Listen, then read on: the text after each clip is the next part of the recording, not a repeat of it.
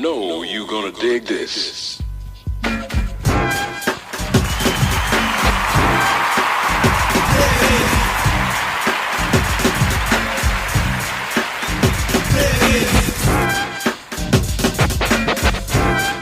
Welcome to the End Zone Club, where we have conversations that are designed to push you from walking in potential to fulfilling your purpose. And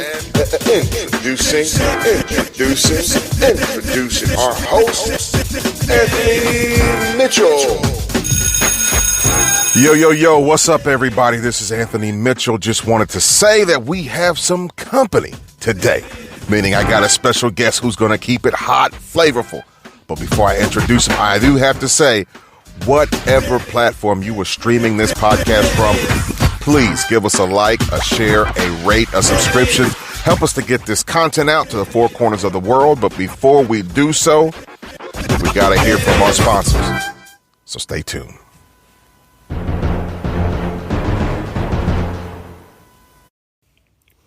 Hello, everyone. This is Andre Truitt, representative for Just Gifted Clothing Brand. If you have individual talent of any kind, we are talking to you. Join this clothing brand that has built a community of people that encourages others to use their gifts and talents. Man, we are the fastest growing brand that you haven't heard of yet. To find out what we're really about, just go to justgiftedclothingbrand.com. Let me spell that out for you. JUSGIFTED clothingbrand.com. One more time for you. JUSGIFTED clothingbrand.com. Talent in any way, you're just gifted. Man, y'all get in here and let's talk. With that said, welcome back to another episode of the End Zone Club, where, as always, we have conversations that are designed to push you from walking in potential to actually fulfilling your purpose. If you guys had a chance to listen to the last episode, I encourage you, it's not too late. We had Miss Audrey Pruitt, who dropped some nuggets of life wisdom.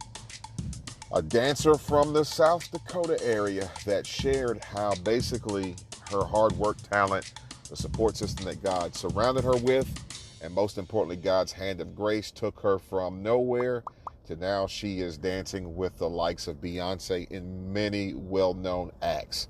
That's the kind of conversations we're having here at the End Zone Club. Now, I hate to have prefaced today's conversation with that as a segue, because now you might be slightly misinformed and thinking you have another special guest.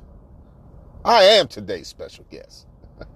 Well, anyway, we got some more stuff lined up, but today I started off this morning asking my social media friends, in essence, like, as you're getting older, what are the three things, or maybe four things, but basically, what are three or four things that you find yourself most excited about in your life?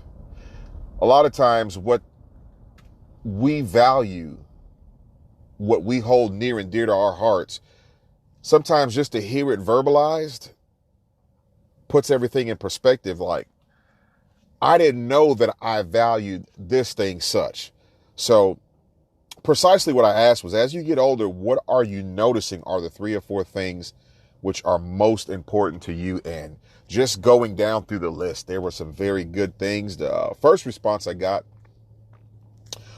one of my buddies said, God, family, character, Saints winning the Super Bowl this year. I'm going to make sure to send this to this individual, because as we all know, the New Orleans Saints may never win another Super Bowl, right? But moving on from there, the next response we got says, God, family, friends, and living in the present. Also forgiveness. I think that's a good one. Didn't even realize how many people I hadn't forgave until a preacher really broke it down, and I had to dig deep. It hasn't been easy, but slowly I'm doing the work. I think that's one that a lot of us can relate with, because on the surface, we think forgiveness is just a matter of saying, I forgive you. And then we think forgiveness is the act of struggling to forget what happened.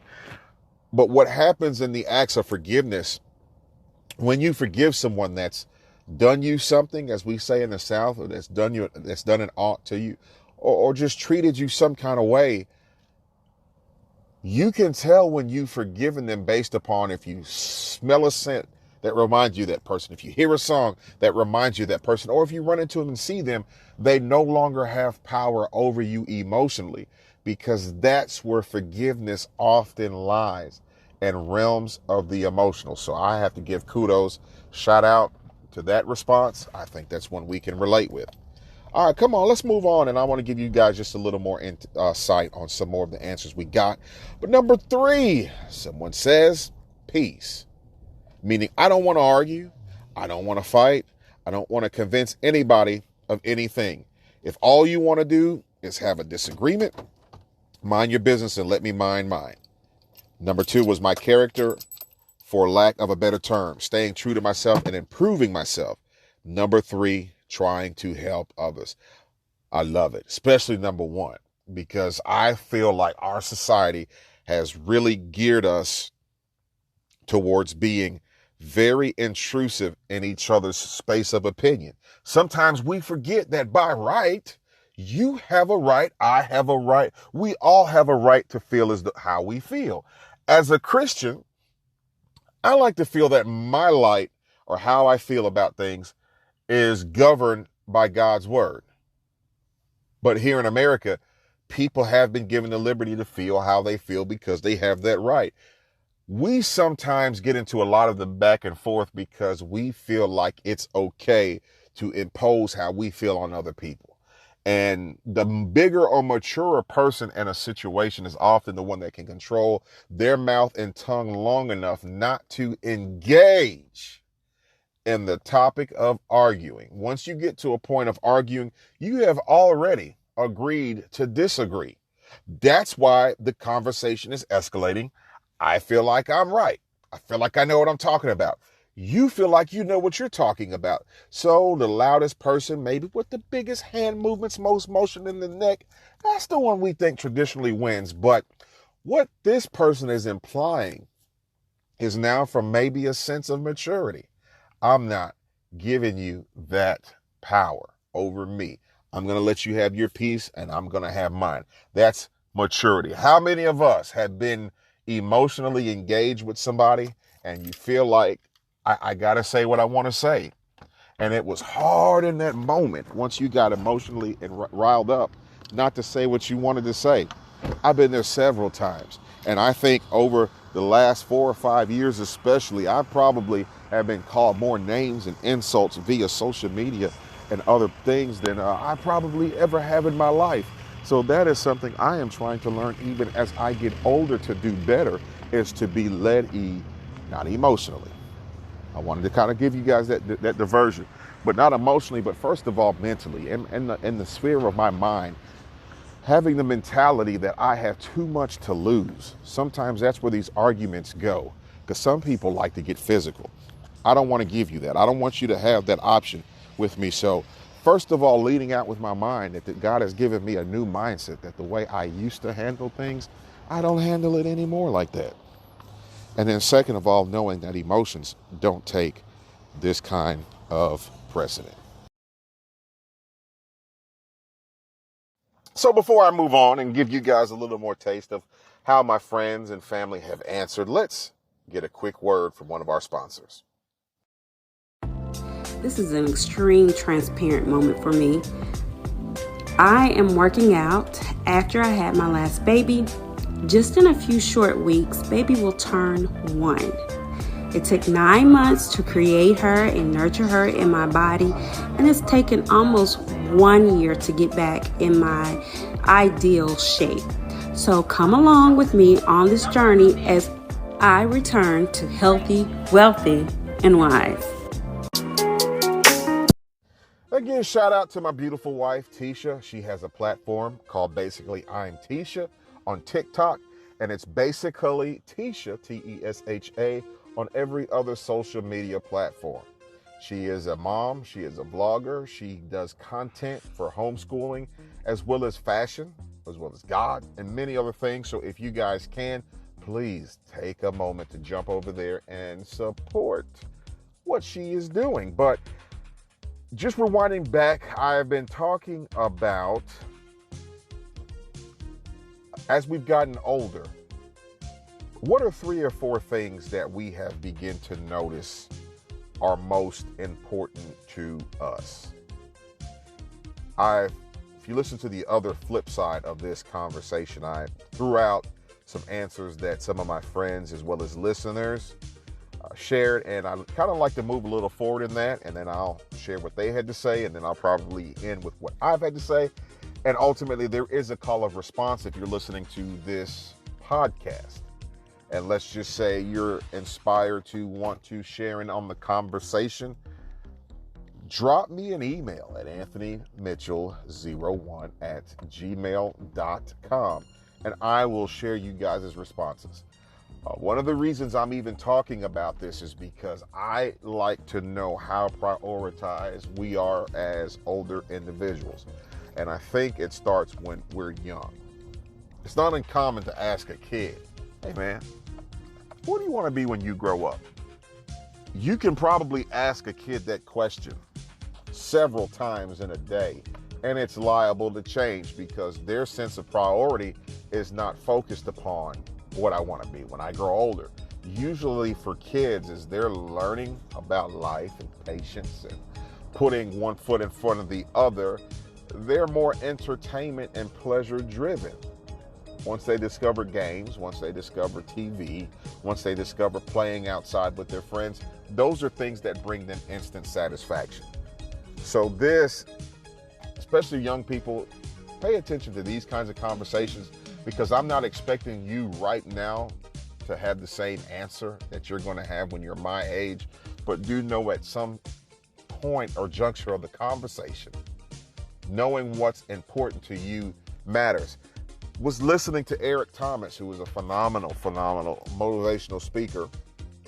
And it's crazy, in this sphere that I'm in, I don't listen to a lot of other motivators because I have found, especially in ministry, people tend to replicate what they're listening to. I mean, sometimes I'll see this. You have somebody that inspires you, and you want to turn around and you'll start seeing a lot of other younger ministers or people that are inspired almost mimicking that. I can probably give you 15 hot preachers or social media content people that probably have a following where everybody wants to be like them. They're using their words, they're resharing all their statuses. And I'm not saying there's anything wrong with that, but just me personally, I like to kind of keep my flow central to what's on my heart and my mind so that nobody can say Mitchell is trying to be like somebody else. But I do think Eric Thomas, Les Brown, and several others, men and women alike, are very good at what they do. And he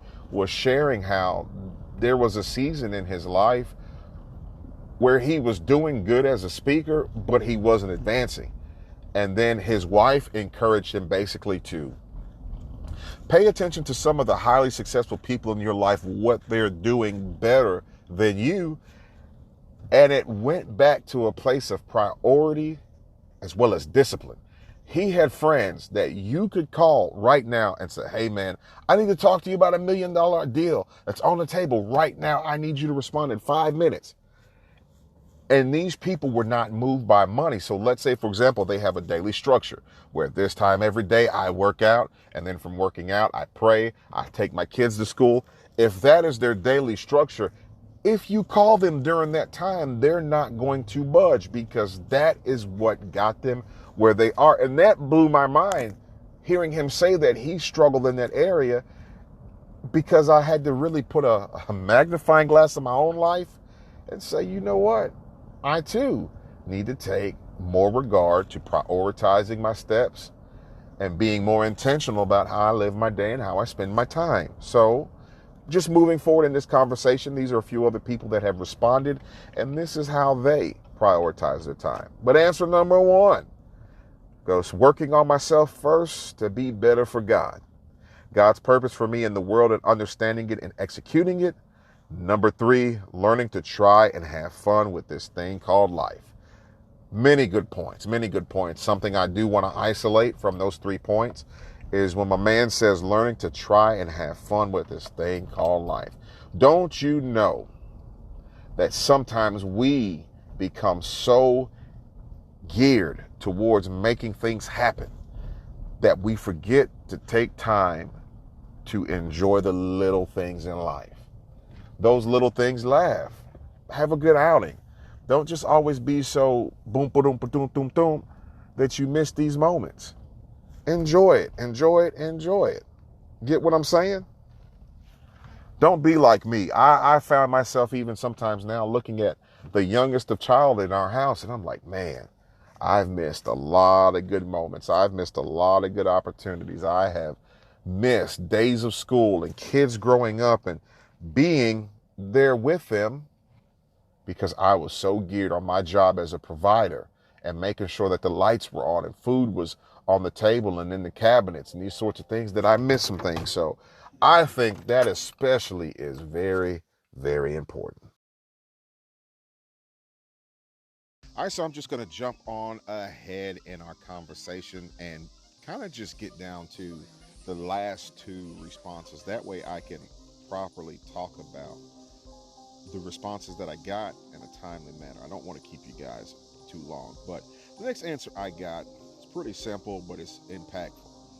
And first one being God, second, biological family, third, spiritual family, and fourth, my health. I am seeing it, especially as I get older. Health is currency.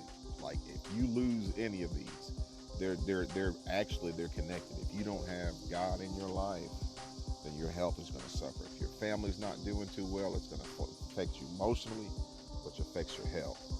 And I think we're probably not as in tune with this balance of life as we should be. And a lot of people don't take health seriously. One of the investments my wife and kids and family we have made is, like, we challenge ourselves to get a certain number of steps. Like, we have step counters on our smartphones as well as our watches that count our steps, and we try to get 6,000 steps a day. What this is making us intentional about at least putting forth some kind of level of activity to keep our heart beating right, keep our lungs flowing. It's almost like a house.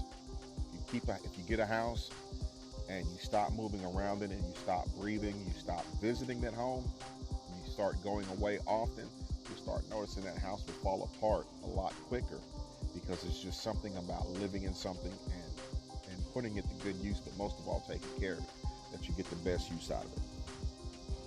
And last but not least, I want to drop this nugget. I'm kind of scared to tell you guys this, and I think when you hear the answers, you'll understand why. But this, I do want to say this young man that dropped this has had a fight with cancer, so I'm gonna give him a pass. This is my guy, good guy. I've seen him weather some storms, so just to be able to respond the way he has means the world. But he says God, family, and a Arkansas Razorback national championship. Man, he's probably got a better chance of finding a pot of gold at the end of the rainbow. There's Arkansas Razorbacks to win a championship. But hey, we have all at some point believed in something that wasn't possible. But for myself, I don't want to take this time lightly and just lean on the responses of others. But for myself, it would go without saying to me that God is most important. I think with the package that I had gotten from God, from just having life, love, the pursuit of happiness, having power over anything I face, having a sense of hope that regardless of any storm that I've been through, having a renewed mind day by day, that in spite of all that we have faced and we have encountered, that, today is a brand new day and with it comes hope. I mean, that package alone is worth it. Just being able to wake up daily and have faith affirmations. I'm trying to grill lamb chop at the same time, but having daily affirmation that God is with me, that there's life in my tongue, that he gives me power to think creatively and go after that. Like, his word gives me access to things in heavenly realms that manifest in the natural realm. Like, for me, that is important, because for a person that always doesn't see positive in every situation. For a person that hasn't always believed in himself, for a person who hasn't had all of the answers to everything I've encountered, just being able to rely on a source that's higher than myself has been important. But from there, I don't think just God and God alone was his intent for putting us here on life with others. So just having a family, having a wife, having kids, and being able to have a hustle and a grind that as a provider, as a protector, as a key figure in my home, I've got a role to play. And I take that very, very seriously. Like, I don't let a day pass without using them as the motivation for getting up at 3:45 every morning like I do. I don't use it lightly when I'm half asleep going down the road and wondering, do I feel like doing this today? Just the thought of them, just the thought of knowing that if I don't do my part, that something with them goes lacking. That motivates me. It motivates me to see my kids growing up and knowing that dad played a role in getting them where they wanted to go. I would like to think all the good stuff they have, the good qualities and attributes are for me, but in reality, it took two. It took two of us, and they're a combination of both of us. But I can't always expect my wife to be the only one there. I don't live like that. I don't think like that. I can't function like that. Some people are fine not even knowing how their kids are doing or when the last time they talked to them. For me, I got to talk to my kids every day. That's me. But most importantly, number 3 for me would be my legacy. I'm sure I could give you guys a lot more other things, but everything I do ultimately is going to affect them. So if I'm a good person, if I'm the right person, if I'm a hardworking person, that's part of my legacy. That's part of what I'm passing down to them. And in turn, it provides an example to them, like my parents did to me and the generations before, that I can make an impact and creating an ecosystem that I can flow in, that can be fluid in, that I can be sustained in. And that's what it's about. It's about them seeing two individuals in the same home working towards a common goal and being able to give them everything they need. I want to jump back on the health piece real quickly before I get out of here, because earlier in, I probably thought forever I would be invincible. You understand, I'm an athletic guy. I used to play baseball, was actually my first sport. Played basketball, football. Of course, with a Jamaican background, you may not even believe this, but I've even played a little bit of soccer. But as I've gotten older, I've had some health scares.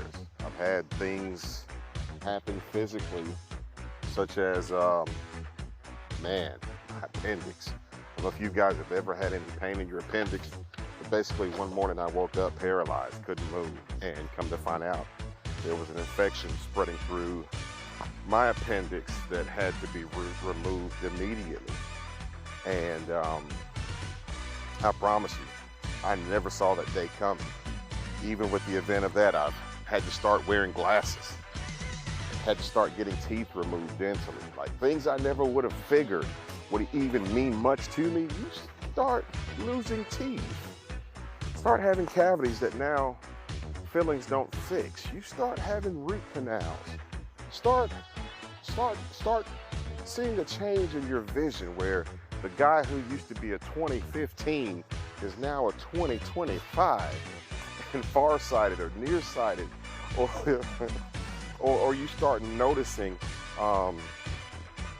other issues going on with your eyesight. It affects you mentally. And some people, once they start seeing those changes, they don't cope as well. So again, while you have full use of your limbs, while I'm at the tender age of barely over 30, I've already had friends that have had strokes and multiple seizures. I've already had friends that have lost life from heart attacks. Already have had friends that have had issues that you would have never thought at a young age you could have. That's why, though I've said basically my 3 pieces, I wanted to jump back on the health portion because I think sometimes we take good health for granted pretty early on. Just last week, my graduating class got together and bought flowers for one of our classmates who lost a brother. You don't see these things happening, but it's a reality. So when I'm talking about just principles that matter to us, health should always be important. Or even if you're already struggling with health-related situations, I still believe God is a healer. I still believe that God has in his divine plan for us all to look out for us in this regard.